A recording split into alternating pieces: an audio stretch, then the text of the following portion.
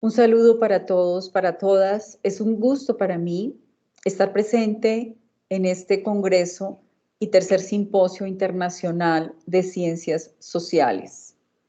En primer lugar, quiero contarles lo que estoy tratando de compartir en esta ocasión. He partido de una problemática que consistía en determinar la relación entre el conflicto en el que se expresa buena parte de la realidad humana hoy y que de alguna manera finalmente se evidencia como lo que denominamos oscuridad, y por otra parte la inquietud humana desde la perspectiva de Gabriel Marcel, tratando de identificar esto en el recorrido, en el itinerario narrativo, escritural de Etty Hillesum, una mujer judía del siglo XX que muere en Auschwitz muy jovencita y deja un diario que es el que leemos y que seguimos analizando para encontrar muchas cosas muy interesantes. Nos ha servido de pista para hallar esta relación entre el conflicto, la oscuridad y finalmente encontrar la inquietud como sentido para lo humano. En este contexto me he aproximado a un método que tiene una aproximación documental por un lado, pero también hermenéutico existencial por el otro, precisamente por el acercamiento a estos personajes, a este personaje en particular, desde la narrativa, desde un análisis narrativo. De manera que todo esto es el punto de partida de este ejercicio que les quiero compartir. Se llama Oscuridad e Inquietud, un sentido para lo humano. Comenzamos entonces con unas pinceladas de realidad como punto de partida. Sería esa aproximación inicial. Podemos decir que mientras hoy los conocimientos se acumulan en servidores y bibliotecas, se va haciendo cada vez más evidente el conflicto intelectual y existencial en el que se encuentra el ser humano. Muchas preguntas, nuevos y desafiantes problemas que al comenzar a afectarnos cada vez más a todos, abren la puerta de un necesario cambio a las sociedades humanas. Se abre así el horizonte de los nuevos paradigmas que ponen en aprietos las seguridades e intereses de unos pocos y que paradójicamente para combatirlos se amenaza la seguridad de la sociedad entera, de la existencia incluso del ser humano en el mundo, cayendo la humanidad en una especie de círculo vicioso, como se ve acá, un movimiento de no retorno y carente de sentido. Vivimos, por tanto, en una sociedad compleja de polarizaciones, fundamentalismos, sistemas económicos y políticos que discriminan, una sociedad de muchas víctimas. El ser humano, por medios cada vez más refinados, es portador de barbarie, amenaza y destrucción. Esto ocurre en pequeña y gran escala y ha conducido en muchos lugares del mundo a una vida amenazada por el dolor, la violencia en las relaciones, el no encuentro, el olvido del otro y su situación, hasta generalizarse como desigualdad social y económica, conflictos y terrorismo. Esta situación ha puesto en evidencia lo que en la imagen a continuación se ve, la gran desproporción entre el progreso del pensamiento filosófico, científico y técnico en relación con el desarrollo ético y espiritual del ser humano. Se ha producido un efecto boomerang sobre el ser humano. El poder proveniente de los avances y progresos intelectuales manifestados en los avances de la filosofía, la ciencia y la técnica se vuelve contra el mismo ser humano. Vivimos también el momento de lo que he denominado el logos descarrilado. Acudiendo al análisis que hace Inés Riego, puedo afirmar que es un logos que peca o bien por exceso de racionalidad desembocándose en el fundamentalismo de la razón y sus múltiples variantes, o bien por exceso de mitificación y mistificación desbordada en el desvarío del fundamentalismo religioso. En otras palabras, El fundamentalismo de la razón, en el que este logo se ve como descuartizado en infinidad de razones, entre ellas la razón lógica, dialéctica, práctica, analítica, etcétera, instrumental, y el florecimiento de diversos fundamentalismos religiosos que producen la incapacidad para comprender la propia fe, impiden enriquecerse con las otras perspectivas, de modo que el ser humano extravía la ruta de su vida buscando una salida que lo instala perversamente en sus propias construcciones mentales. Además de lo anterior, nos resulta difícil ignorar la progresiva y continua ausencia de reconocimiento del otro, causa de la instrumentalización del ser humano, la discriminación, convertir al otro en un ello ajeno, provocándose un desvanecimiento de lo humano. Es clave identificar la fuente de esta ausencia de reconocimiento del otro. Luego de estas primeras pinceladas de aproximación a la realidad, vamos a un segundo punto dentro del proceso mismo investigativo, el potencial oculto de lo humano.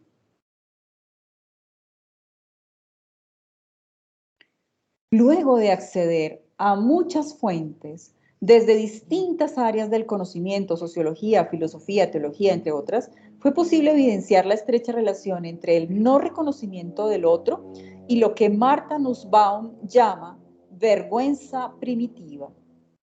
Me refiero a la vulnerabilidad como condición propia del ser humano. En este sentido, el no ser capaz de reconocer, aceptar y asumir con amor la propia imperfección incapacita al ser humano para reconocer, aceptar y asumir al otro, independientemente de su condición. Esto viene provocando la reclusión del yo, un individualismo enfermizo y la paradójica incapacidad humana de autorreconocimiento que deriva en incapacidad también de reconocimiento y relación con los otros en apertura y en salida. Y sin embargo, el ser humano como identidad encarnada es total imposibilidad de esconderse al otro, es vulnerabilidad herida, dolencia, flaqueza, la propia limitación expuesta. Así lo atestigua Etty Hillesum en muchas entradas de su diario. Aún así, en la experiencia de la vulnerabilidad reposan a la vez la amenaza y la oportunidad. Parece que la humanidad está cediendo a la amenaza, mientras la oscuridad rondara el lado de la oportunidad. Vamos a un siguiente apartado que se llama oscuridad e inquietud. Los periodos de oscuridad, como lo afirma Hannah Arendt, no son exclusivos de estos tiempos.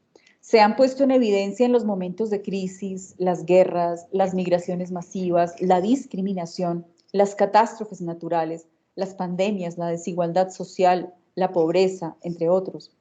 Aún así, incluso en los momentos más oscuros de la humanidad, subsiste una nostalgia que añora una cierta lucidez, un emerger de luz que pueda provenir de las pequeñas velas que encienden hombres y mujeres en la cotidianidad de sus vidas, en el silente encuentro con sus historias, sus problemas, su época. Para muchos de estos hombres y mujeres, la oscuridad se ha convertido en su posibilidad. Aprenden a leer en medio de ella y gracias a ella. Sin embargo, la oscuridad en medio de la vida puede provocar angustia y ansiedad. La angustia, por lo general, tiene un efecto paralizante. Es como una impotencia que se acumula o se anida en las entrañas. La ansiedad provoca pensamientos hacia el futuro y un deseo de hacer cosas, una especie de activismo sin razón. En la ansiedad hay un estado de turbada agitación y otro de malestar opresivo en la región precordial. En el proceso mismo de la investigación se encontró una estrecha relación entre estas tres categorías. ¿La inquietud tendrá algo de ansiedad? ¿Algo de angustia? ¿La inquietud podría paralizar o generar un movimiento tan profundo que se hace fecunda? Preguntarse, cuestionarse sobre cómo se vive cada momento de la vida es expresión de la inquietud que acompaña a la condición humana. Pero hacerse esas preguntas puede generar momentos de pasividad paralizante ante la vida, angustia, y también podría provocar ansiedad ante las cosas. Subsiste entonces una ambivalencia con relación a la inquietud. Como antes decía, la inquietud puede ser fecunda o infecunda. Se le puede ignorar o conducir por caminos que ahogan y confunden hasta provocar una situación de tortura permanente, lo que se denomina, o Marcel denominó también, el convertirse en verdugo de sí mismo. Sin embargo, la inquietud posee un valor positivo, pues no se reduce a la agitación de la que es preciso salir a toda costa. La inquietud humana en este sentido se convierte en vivir la vida en estado de pregunta permanente, de búsqueda de respuestas que de fondo pretenden conducir más allá de lo que nos señalan los hechos y las situaciones con las que el ser humano se encuentra cada día. En otras palabras, la inquietud puede convertirse en un impulso que hace avanzar y en el modo óptimo de comprender y hallar sentido en la oscuridad. Oscuridad de la propia existencia, oscuridad del momento social y político, oscuridad envolvente que podría tragarse con su agujero negro toda la vida y todo sentido. De manera que vulnerabilidad, oscuridad e inquietud son realidades que acompañan el existir humano en el mundo. Vivimos en una especie de agonía del ser humano y a la vez una búsqueda desesperada de sentido en una sociedad compleja. Y aquí cito a Franz Kafka, abro comillas: cualquiera que no pueda arreglárselas con la vida mientras está vivo, necesita una mano para apartar la desesperación sobre su destino, pero con la otra puede apuntar aquello que ve entre las ruinas, pues ve más allá y diferentes cosas que los demás. Después de todo está muerto durante su propia vida y es el real sobreviviente. Con esta cita me voy al último apartado y al último momento de la presentación, que llamo oportunidad y sentido. Apuntar a aquello que se ve entre las ruinas, desde la oscuridad, la inquietud se hace creativa. Desde la oscuridad, la fragilidad y la herida expuesta de la existencia humana pueden encontrar una salida. ¿O será acaso que en la precariedad, en el reconocimiento de la impotencia e imperfección, el espíritu humano se abre y se dispone a lo otro de sí? ¿Será acaso, como afirma Marcel, un asunto de distinción entre el misterio y el problema? Y cito: el problema es algo que se encuentra, que obstaculiza el camino, se halla enteramente ante mí. En cambio, el misterio es algo en lo que me hallo comprometido, a cuya esencia pertenece por consiguiente el no estar enteramente ante mí. Es como si en esta zona la distinción entre el mí y ante mí perdiera su significación. Como pensadores, como caminantes y como habitantes de este mundo, todos tenemos la tarea de encender una luz en medio del oscuro socavón en que estamos convirtiendo la realidad. Esta luz se enciende de la mano del deseo profundo e íntimo del acto inicial de transparencia y honestidad del ser humano consigo mismo. Aceptar, asumir, convocar a su propia verdad abrumada de imperfecciones y temores. Al comienzo de un plan de acción sobre la humanidad, en su estado crítico, es necesario comenzar por el propio ejercicio interior, acudir sin miedos al territorio de la mismidad, superando todo intimismo.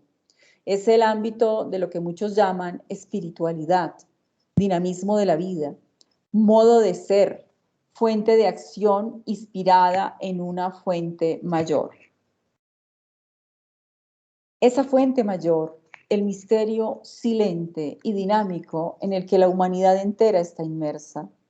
Paradójicamente, para combatir este logos descarrilado, esta ausencia de reconocimiento del otro, es preciso comenzar por aproximarse al propio reconocimiento, al coraje de ser imperfectos, al reconocimiento de la herida primigenia, la habilidad constitutiva, porque la escisión propia de la herida es en realidad el estrecho espacio, el único estrecho espacio de conexión con el misterio grande y profundo que nos habita.